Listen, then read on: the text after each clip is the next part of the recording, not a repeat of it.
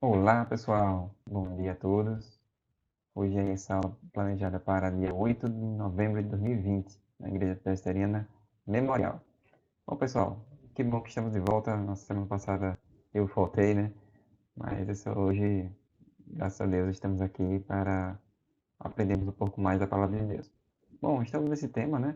De missões, né? E vamos aprender um pouco hoje sobre a primeira e segunda viagem missionária, né, do apóstolo Paulo. Se vocês lembram bem, na última aula, nós vimos essa conversão que Paulo teve, né? E agora, convertido, ele é chamado por Cristo para pregar o Evangelho, né? E aí já vamos ter o nosso... Em verdade te digo: quem não nascer da água e do Espírito não pode entrar no reino de Deus.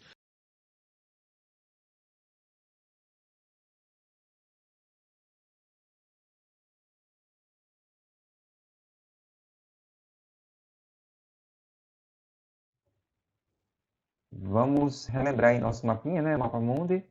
E vocês estão com a tarefa agora de colocar uma área brilhante, né? Um glitterzinho aí no continente africano, tá? Bom, então vamos hoje ver essa história de Paulo, né? Essas duas viagens missionárias. Claro que a gente não vai ver tudo, né? Certamente ficaria muito tempo. Mas vamos ver aí alguns pontos, né? Dessa viagem. Então vamos lá ver as nossas Bíblias, né? No livro de Atos, capítulo 11, a partir do versículo 19 a 30, né? Então os que tinham sido dispersos, né? Por causa da perseguição desencadeada com a morte de Estevão, chegaram até a Fenícia, Chipre e Antioquia, anunciando mensagem apenas aos judeus. Algum deles, todavia,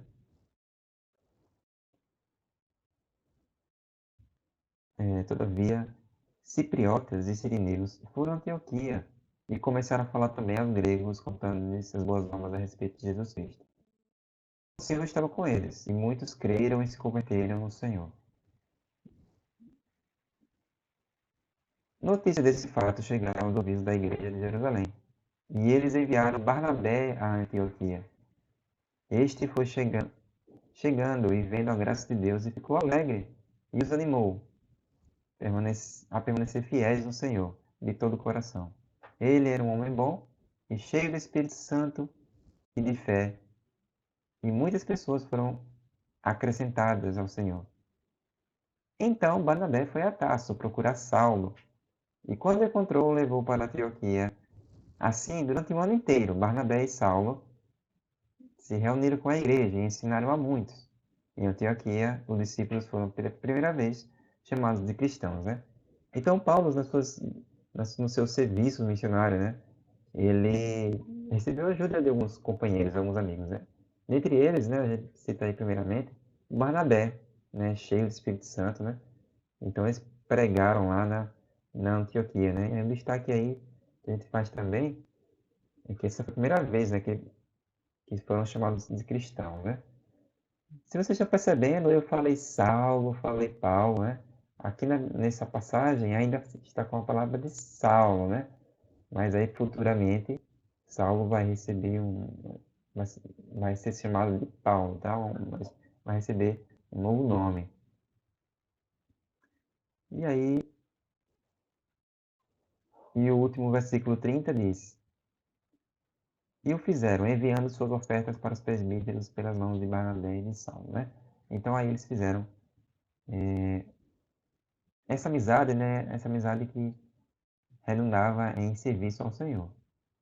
Bom, vamos pular então um pouco para o capítulo 13, e aí sim a gente tem a primeira viagem, né? Ali ele estava em Antioquia, né? Passando aquele ano todo pregando a palavra, né? Ensinando os irmãos, né? E nessa igreja de Antioquia, né? Tinha profetas e mestres: Barnabé, Simeão, chamado Níger, Lúcio de Cirene, Manaém, que fora criado com Herodes, o tetrarca, e Saulo. Enquanto adoravam o Senhor e jejuavam, disse o Espírito Santo: Separem-me Barnabé e Saulo para a obra que os tenho chamada. Assim, depois de jejuar e orar, impuseram-lhe as mãos e os enviaram, né? Então, um envio santo, né? A própria igreja agindo pelo Espírito Santo, né? fazendo esse envio, né? Esse envio dos irmãos para essa missão. Então, enviados pelo Espírito Santo, desceram a Seleucia e navegaram dali para Chipre. Opa, a gente tem uma ajuda aqui e um mapinha, ó. Vamos ver o que foi que eles fizeram aqui. Deixa eu ver se eu acerto. Olha só, viagem de ida. Então, Seleucia, né? Então, Paulo e Barnabé estão aí, embarcam para Chipre. Então, opa, que barquinho lindo. Chegaram lá, nessa Salamina, depois para Pafos. E o que aconteceu lá, hein? Em Pafos. Vamos ver?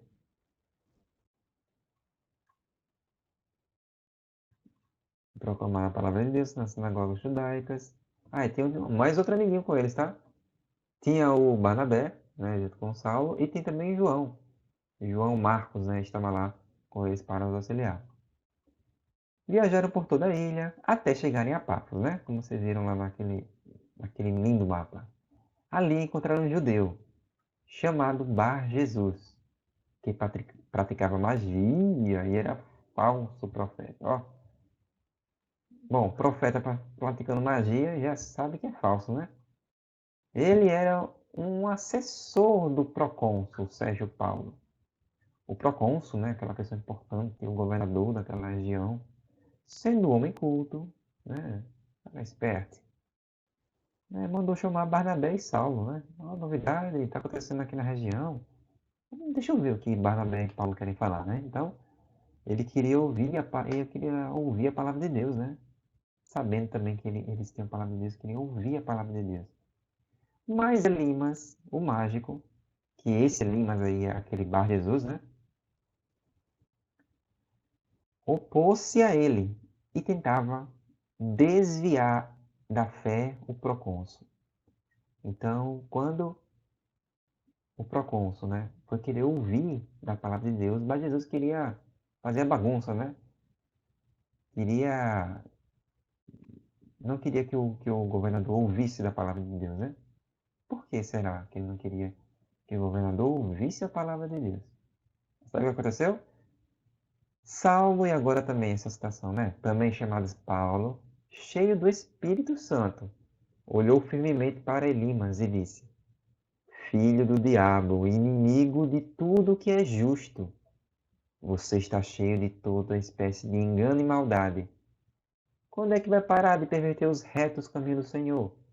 Saiba agora que a mão do Senhor está contra você, e você ficará cego e incapaz de ver a luz do sol durante algum tempo.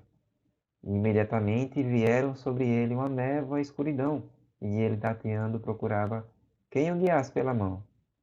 O procônsul, vendo o que havia acontecido, creu profundamente, impressionado com o ensino do Senhor.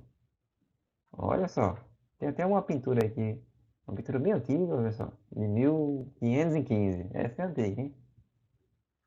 Aqui que seria o Elimas, né, o Bar Jesus, né? E aqui Paulo, né, fazendo essa declaração contra ele, né? E agindo pelo Espírito Santo, fez com que ele ficasse cego, né? E que interessante, se a gente for ver em outra parte da Bíblia, lá no livro só um pouquinho, deixa eu pegar minha anotação, tá lá no...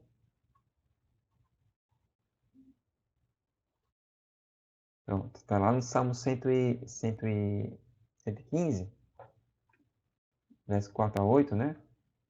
Diz o seguinte, falando sobre os ídolos, né? Os ídolos dele de prata e de ouro são feitos de mãos humanas, né? E no 8 diz, torne-se como eles, aqueles que fazem e todos os que neles confiam, né? Então, Salmo 115, versículo 8, vou repetir, tornem-se como eles, aqueles, os, os que fazem e todos os que nele confiam, né? Então, Paulo, pelo Espírito Santo, né, colocou essa praga, né, que geralmente a gente vê, né, o poder do Espírito Santo abrir os olhos, né, mas dessa vez foi o contrário, foi cegando, né, cegando para igualar esse adorador do ídolo, né, esse falso profeta ao seu próprio ídolo. O ídolo que é cego e assim torna-se cego, né? Pois é. Então, mas eu fiz uma pergunta lá, você lembra? Por que ele não queria que o Procon soubesse, né? Do Evangelho? É porque ele era na região um falso profeta, né? Profetizava mentiras, profetizava quando Deus queria trazer, por exemplo, juízo, queria mostrar que o povo era pecado, o que é que o falso profeta faz? Ele diz, não, tá tudo bem, Deus está se agradando disso, né? E aí, ele sabendo que Paulo e Barnabé estavam lá, que ele trazia a palavra verdadeira de Deus, né? Ele saberia que certamente seria mascarado, né, pelo procônsul, né? Se o procônsul só conhecesse realmente a Deus. E é por isso desse receio, né? Ele pode identificar. Bom, mas a viagem continua, né? De Pafos, Paulo e seus companheiros navegaram até Perge, na Panfilha. E João ficou por lá, né? Ele decidiu voltar para Jerusalém. Olha lá, vamos lá, nossa viagemzinha. Continuando. Vamos ver aqui. Tchau, tchau, tchau. Vamos lá. Foram para Atália, né? Depois Marcos ficou. Perge, né? Perge, desculpe. E aí chega lá em Antioquia da Psídia, né? O que acontece lá, hein? Olha lá. Chegaram a Antioquia da Psídia. Era um costume de Paulo e Barnabé, né? Sempre chegar nas sinagogas, né? Naquele culto, no culto religioso prestado pelos judeus, né? Então Paulo usava primeiro essa oportunidade para pregar aos judeus, né? E aqui é interessante notar que quando Paulo prega aos judeus, ele usa como argumento, pano de fundo para a sua pregação, as histórias dos grandes pais da fé, né? Dos patriarcas, Abraão, por exemplo. E quando ele vai pregar aos gentios, os gregos, aqueles que não conhecem a Deus, né, historicamente, ele prega a sua palavra através trazendo Deus aqui não só não como apenas o patriarca, mas como aquele Deus que criou os céus e a terra, como o Criador. Então, eles estavam lá, né, chegaram na Antioquia da Psídia, né, não vou adiantar aqui, tá, para você certamente, fiquem à sugestão que vocês leiam aí depois, tá? Esse trecho do capítulo 13. Mas o que aconteceu? Eles leram a Bíblia e no final disseram, ó, vocês, judeus, vocês estão matando seus profetas, né? Contou vários aspectos da história do Antigo Testamento, né? Mostrando que Jesus é o Salvador, né? Por exemplo, no 23 aqui, ó, da descendência desse homem, aqui falando de Davi, Deus trouxe a Israel o Salvador Jesus, como prometera, antes da vinda de Jesus. João pregou o batismo de arrependimento para todo o povo de Israel. Quando estava completando sua carreira, João disse: Quem vocês pensam que eu sou? Não sou quem vocês pensam, mas eis que vem depois de mim aquele cujas sandálias não sou digno de desmamar. E aqui vem agora sim Paulo falando com os judeus, né? Irmãos, filhos de Abraão e gentios tementes a Deus. A nós foi enviada essa mensagem de salvação. O povo de Jerusalém e seus governantes não reconheceram Jesus, mas ao condená-lo cumpriram a palavra dos profetas, que são lidas todos os sábados. Mesmo não achando motivo legal para a sentença de morte, pediram a Pilatos que o mandasse executar, tendo cumprido o que estava escrito a respeito dele, né? Então, Paulo trouxe isso, né? Vocês matam os profetas, né? E esse é o Jesus que foi enviado, né? E ele foi morto assim como os demais profetas, não só como os demais profetas, mas esse que é o homem Deus, né? Que é o Salvador, ele veio se entregar por nós. E aqui, por fim, ele faz o chamamento, né? Ao arrependimento, a crer em Jesus. 32. Nós lhes anunciamos as boas novas, a que Deus prometeu aos nossos antepassados. Ele cumpriu para nós, seus filhos, ressuscitando Jesus, como está escrito no Salmo 12, né? Tu és meu filho, eu hoje te gerei. Então, a gente vê essa pregação, né? De Paulo aí aos judeus, né? Vamos aqui adiantar um pouco.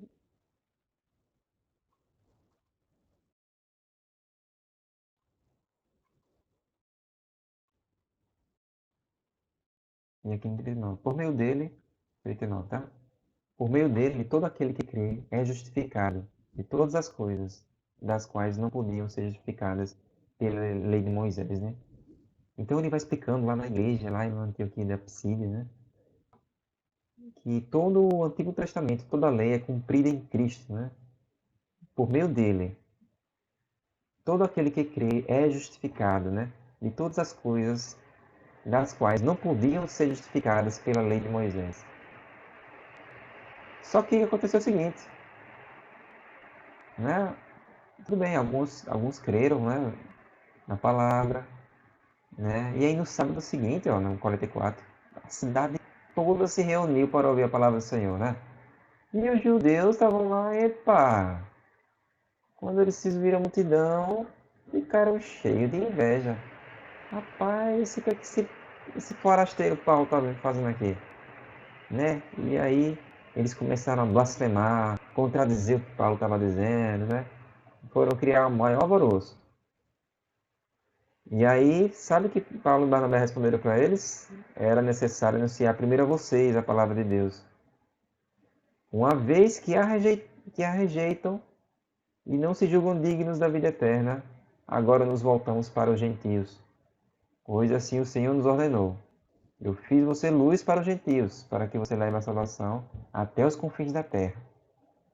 Então, depois dessa algazarra aí com os judeus, né? Ele vem declarar a sua grande missão, né?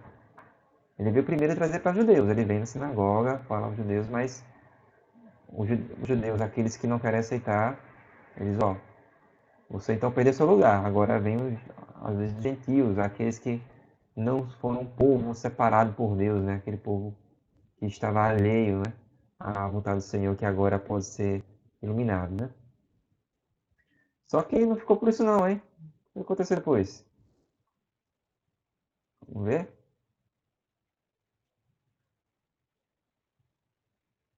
Eles foram perseguidos, né? E os judeus aqui, ó, eles foram até Icônio, né? Pararam lá. Só que os judeus que tinham se recusado a crer, incitaram os gentios e irritaram-lhe o ânimo contra os irmãos.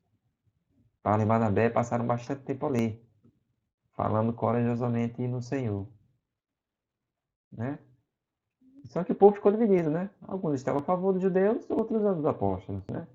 Formou uma gritaria, uma algazarra, uma briga. E aí eles foram o quê? Tem maltrataram e apedrejaram, ó. Foram apedrejar os dois. Quando souberam que isso ia acontecer, fugiram. Fugiram para a cidade de Licanônias, de Listra e Canônicas, né? De Listra e Derbe, em seus arredores, né? Onde continuaram a pregar as boas novas. Vamos lá continuar então a viagem. Então estava lá, foram para Icônio, né? Continuando, e aqueles, os judeus de lá, que vinham nutrindo a revanche ou a inveja deles, né? Começam a perseguir Paulo e Barnabé. É... O que aconteceu em Listra, né? Vamos ver o que aconteceu em Listra.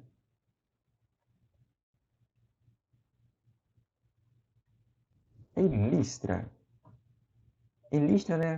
Vamos resumidamente, o que acontece? Paulo estava lá, encontrou um paralítico, né? Dos pés, aleijado, que vivia sentado. Ele ouviu. E aí Paulo olhou para ele e disse em alta voz: levante-se e fique em pé. Então Paulo operou um milagre, né? Com o paralítico. Só que o povo, idólatra, né? Eles pensaram: ó, Paulo, você é um Deus. Vem cá, você é um Deus, Paulo. E aí, qual foi a reação deles? Eles rasgaram suas vestes e gritaram: Homens, por que vocês estão fazendo isso? Nós também somos humanos como vocês. Estamos trazendo as boas novas, dizendo que se afastem dessas coisas e se voltem para o Deus vivos, né? Se afastem dessas coisas vãs, dessa idolatria, né? Se volte para Deus, né? Então, com dificuldade, né, Paulo rejeitou esse título de Deus, né?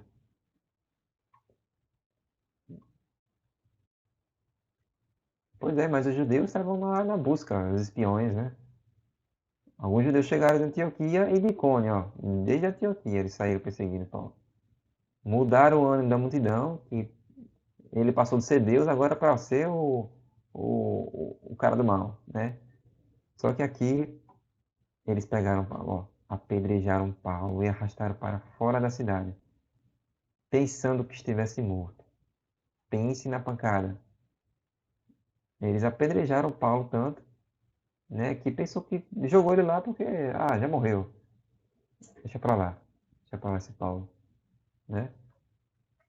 E só que quando os discípulos, né, se ajuntaram em volta de Paulo, né, provavelmente depois que o pessoal saiu, né, Paulo não estava vivo ainda. Ele se levantou e voltou para a cidade. E no dia seguinte, ele e Barnabé partiram para Derbe, né? Não hesitaram, né? Foram logo, continuaram sua viagem. Pregaram boas novas em Derbe, né? E depois voltaram para Listra e depois saíram voltando. Vamos lá, nossa viagemzinha. Estão em Listra, né? Paulo apedrejado. E depois? Vai e volta, né? De Derbe, né? Boa, foi. E agora voltou. Show, show, icônio. E aí vem. Tege, Átila. Depois volta lá para Antioquia, né? Na Síria, né? E aí finaliza essa primeira viagem missionária. Tá, pessoal? Então, para não se prolongar muito, vamos continuar com a segunda viagem. Olha só. Tchau, aqui já foi. Deixa eu ver se eu consigo abrir outra agora. Cadê? Pronto. Vamos lá, bonequinhos. Então, saindo de Jerusalém, né? Foram para Antioquia.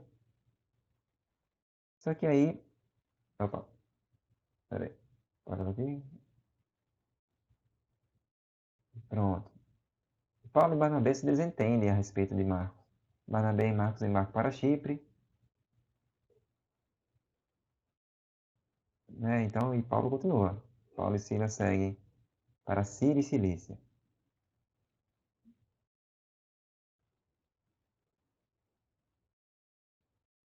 Timóteo se junta a Paulo e Silas, né? Icônio, Antioquia de Psídia, né? Volta lá para aquelas cidades que eles já passaram, né? Na primeira viagem. Eles queriam ir para a Ásia, tá? Só que o Espírito Santo impediu, né? Pela sua vontade. Trode, Nápoles, Filipos, Lídia batizada e Paulo e Silas são presos. 16, 12.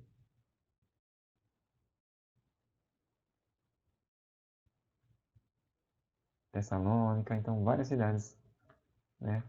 Então vamos só destacar nessa viagem, segunda viagem, voltando aqui um pouquinho, né? Deixa eu tentar voltar aqui. Isso, 16, 12. Vamos voltar lá para a Bíblia? Na segunda viagem, vamos lá. Capítulo 16, versículo 12.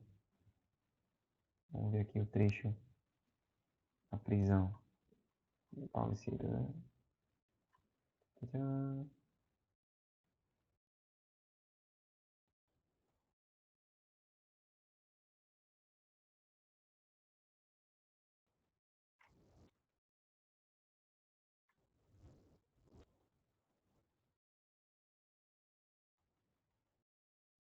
Não,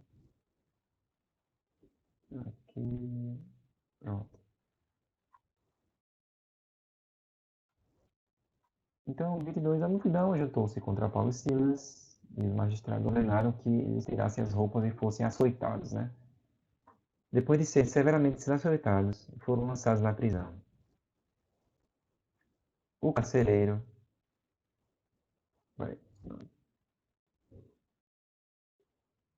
recebeu instruções para vigiá-los com cuidado. Tendo recebido tais ordens, ele os lançou no cárcere interior e lhes prendeu os pés do tronco. Por volta da meia-noite, Paulo e Silas estavam orando e cantando hinos a Deus. Os outros presos ouviram e, de repente, houve um terremoto tão violento que os alicerces da prisão foram abalados. Imediatamente as portas se abriram e as correntes de todos se soltaram. Bom, esse é um trecho bem conhecido, não vou me prolongar nele, mas eu queria destacar o seguinte, né? Paulo tinha sido preso, açoitado, né? Já tinha sido apedrejado na primeira viagem, quase morreu, né?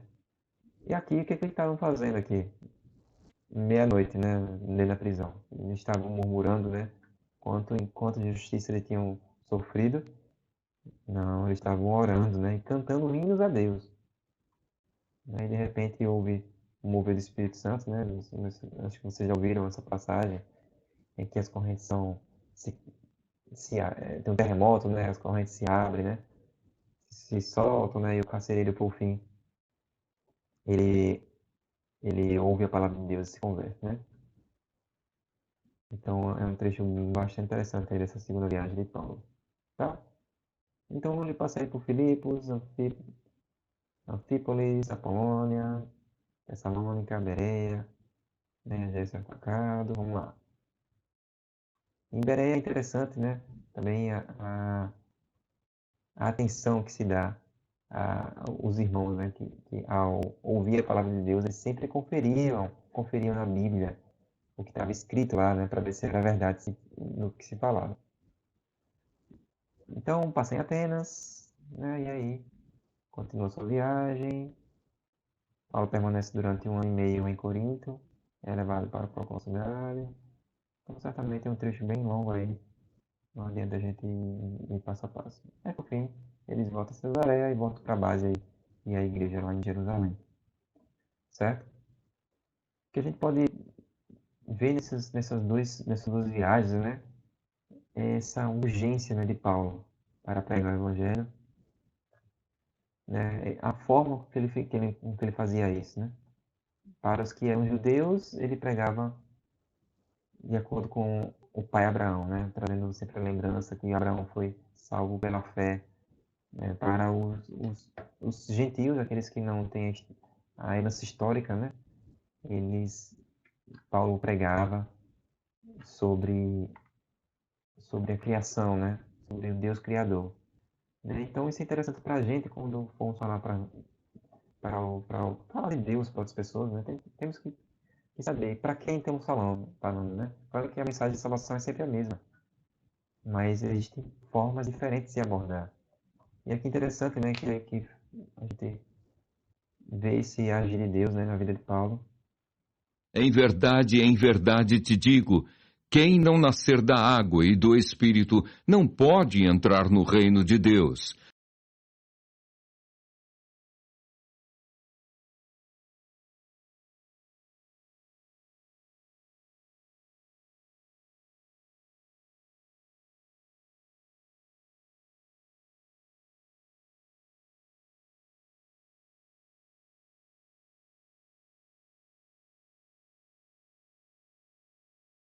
Esse vergonha do evangelho quando nossos coleguinhas lá, que não são cristãos, né, começam a falar de Bíblia, alguma coisa assim, como é que a gente reage, né? Será que a gente se esconde? Então, esse negócio de Bíblia aí também, né? Não sei muito não, né? Então, tenha cuidado, né? Certamente Jesus pagou um preço alto por nós, né? Paulo entendeu esse recado, né? Ele deu sua vida para pregar o evangelho, para fazer a vontade de Deus, né? Bom, a gente não precisa exatamente ser como Paulo, né? Certamente nem foi uma missão única, né? Mas na nossa vida, né, devemos sempre honrar ao Senhor e certamente pregar o evangelho para toda criatura, certo? Vamos orar? Para encerrar essa aula? Senhor Deus, obrigado, Pai.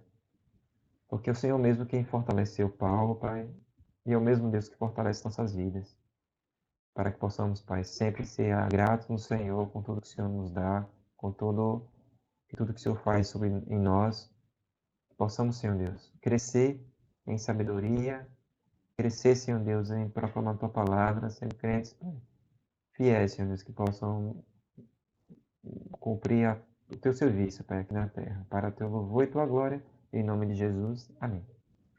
Até mais, pessoal. Bom domingo.